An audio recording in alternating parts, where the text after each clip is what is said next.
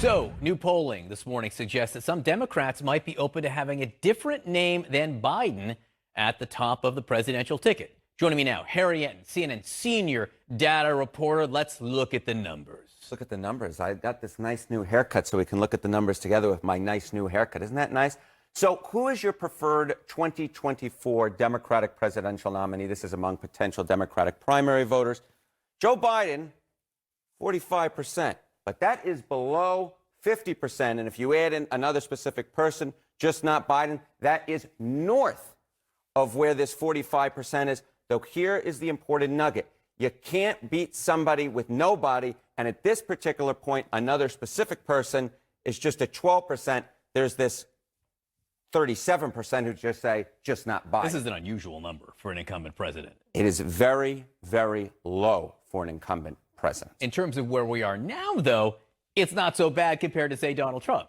No, I mean, Donald Trump is basically in the same position, right? Who's your preferred 2024 GOP presidential nominee? Trump, 50%. Half the party is in another space, basically just like the Democratic side.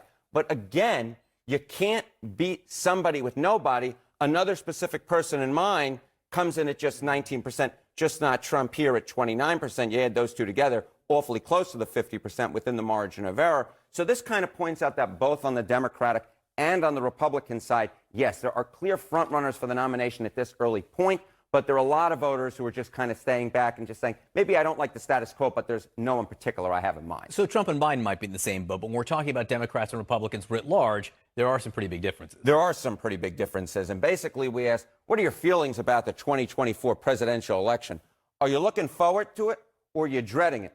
I myself am looking forward to it because I love analyzing this stuff. But look among Democrats, those Democrats and Democratic-leaning independents, 55%, the majority say they dread it. Among the Republican side, however, a lot of enthusiasm ahead of 2024. They can't wait.